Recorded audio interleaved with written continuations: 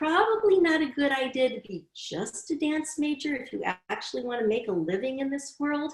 So I decided on a double major of dance and psychology. And my goal was to be a dance therapist, to use the power of dance to help people. And that was all very well and good until my junior year of college, when I injured my back. And the worst part about it was they didn't know what was wrong with me. In fact, they didn't really believe me, because this was in the 70s, the early 70s. It was the dark ages of medicine. They didn't have MRIs yet. And so doctors kept telling me it was all in my head and suggested that I see a psychiatrist. And you have no idea how tough that is when you think you're crazy and you know you're in terrible pain. And so much for pursuing my dance major, because I really couldn't do it. So thank God I was able to finish my psychology major and get my BA. And it took 2 years before finally, when I went to a specialist and got properly diagnosed, I had 2 ruptured discs and I had surgery. The first surgery was botched, it didn't work, but that's another story. 10 months later, I had a second surgery, and thankfully this one worked, but nevertheless, because of all that compression in my spine, I had permanent nerve damage in one leg and chronic pain, which I still have to this day to some extent. So, so much for the dream of being a professional dancer or even a dance therapist. So plan B, I decided to go to graduate school and get my master's in social work, following in the footsteps of my mother. I'm a second-generation social worker. And I was in a very unusual program at Yeshiva University in New York, where we spent 3 summers in New York doing most of our coursework. No offense if there's any New Yorkers out there, but that is the worst time of year to be in New York City. But, I soldiered through. So you do these 3 summers in New York, and then in between, you have 2 9-month field placements where you actually get to go out and work in the field of social work. And because you're not tied to the school during that time, you've done your coursework during the summer, they have placements everywhere, not only throughout the United States, but even in other countries. And because it's a Jewish university, they had placements in Israel, where I had already gone for my junior year abroad and have family there. And I thought, oh, good. I applied to go to Israel for my first year placement, and I got in. And I was placed in Ashkelon, which is in the south near the Gaza Strip on the Mediterranean, quite beautiful. And I was working at the Barzilai Hospital in the psychiatric wing. And Ashkelon at that time was a development town, mostly populated by Moroccan Jewish immigrants, and with some social issues and problems. And I was thrilled to be able to be working in the psychiatric ward and be helping people. I saw some clients individually. I did some group therapy. I even did outreach work in the community. So mental health work in preventing any kinds of mental illness problems. And when I started, I asked my supervisor if I could teach a dance class. I told her I was a dance teacher, and she said, okay. So I got to teach a dance class 1 hour a day to the psychiatric inpatients on the psych ward. And it was really wonderful. We did some Israeli folk dancing, which they knew because they had grown up with it. And I also choreographed some line dances. Again, this is the, by this time, this was late 70s, like 1979. And I had brought with me some cassette tapes. And my favorite was a Linda Ronstadt tape. So imagine a room full of psychiatric patients dancing along with me, and we're all going, that'll be the day when you say goodbye, that'll be the day when you make me cry, you say you're gonna leave me, you know it's a lie, oh, that'll be the day when I die. And it was great. And I had fun, and it seemed like they were having fun, and it felt like it was probably therapeutic. And a number of the patients really touched my heart and made an impression on me. There was little Rachel, who was about 11 years old, and she had been diagnosed with autism, although that probably wasn't the case. But what had happened was, at the age of 4, her younger baby sister died, and she stopped talking and never spoke again. So they called her autistic, and she remained nonverbal. But she came to my class and she could express herself physically with a big smile on her face and obviously enjoying herself, which really touched me. And there was Yossi. Yossi was a vet. He had been through the Yom Kippur War and seen a lot of really bad combat and suffered from PTSD.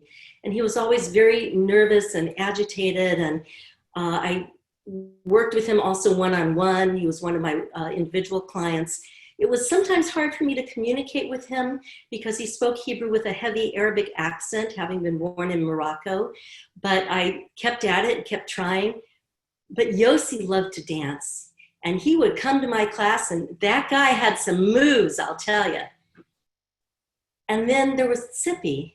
And Tzippi was a beautiful young woman who was diagnosed with paranoid schizophrenia.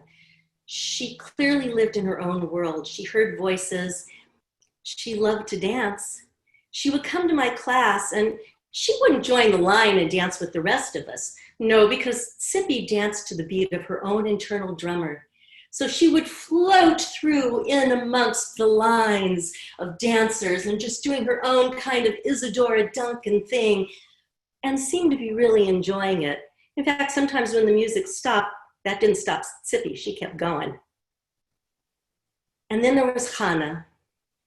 Hannah was a woman who was in her 70s, and her diagnosis was something that was in the Israeli version of the diagnostic manual, and at that time, I don't think it was in the American version. It was called Holocaust Survivor Syndrome. You didn't have to read her chart to know that Hannah was a Holocaust survivor because you could see the numbers on her forearm, the same numbers that I had seen on some of my relatives in Israel. And Hannah was completely non-responsive. You see, what happens to people who go through severe trauma early in life when they're young, they hang on and they hang on and they hang on until one day when they get older, you know what? They just can't hang on anymore and they lose it. And that's what had happened to Hannah.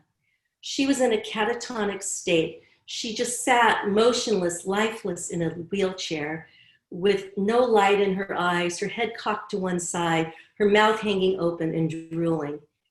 No words, not even eye contact, nothing. But the nurses would wheel Hannah in and put her by the side wall so she could watch the dance class. And I remember looking over at her and wondering, does she even know she's here? Oh, well, I guess it's better than just being in her room all day. I hope she appreciates it. Then I had a break. I went on vacation for a week. I went to visit my relatives on a kibbutz in the north of Israel. And when I came back and I walked in the front door of the psychiatric ward of the hospital, and there was a nurse's station, and I greeted the nurses and said good morning. And there was Hannah. She was sitting in her wheelchair next to the nurse's station. They had put her there so they could keep an eye on her. As usual, she was sitting in her wheelchair, head cocked to one side, eyes vacant, mouth open and drooling. And I looked at her and I said, "Hello, Hannah, I'm back." All of a sudden, she lifted her head. Light came into her eyes. She looked right at me and she said excitedly in her native language of Yiddish, "Tantzen, Tantzen," which means dancing, dancing. And then she withdrew back inside of herself. Oh my God. Oh my God. There is a live person inside that hollow shell. And in that one word, she said so much to me. She said that she knew who I was. She knew I had been gone, that I was back, that I was the dance teacher. She had missed dancing and she was happy that there was going to be dancing again. All in that one word. And what that taught me is never ever underestimate the impact that we can have on other people when we share our passion I thought I was going to Ashkelon, to that psychiatric ward to help people. But in that one moment, that frail little old woman helped me so much because the gift that she gave to me was that I matter and I make a difference. Thank you. Ah, Yael, Schy. What a beautiful, powerful story. I have goosebumps. Oh my God, an amazing work that you do. Thank you so much for joining us and sharing that story. Wow. Are you, during this time, are you still able to connect and teach dance virtually, or tell us about the challenge you've been having? Well, normally right now, first week of August, I would be where I've been every summer since 1985, which is at a wonderful music and dance camp in Mendocino, teaching dance and improv. And it's canceled, of course. Oh, So they're having an online celebration this coming week, and I'll participate in that. But yeah, not quite the same, not so much. I mean, I still do also teach improv, but now I'm doing it online. yeah, that must be an interesting challenge. Yeah, it is. Mhm. I'm learning how to do it via Zoom. And my passion is intergenerational improv and the power of the arts to bring people together across age boundaries.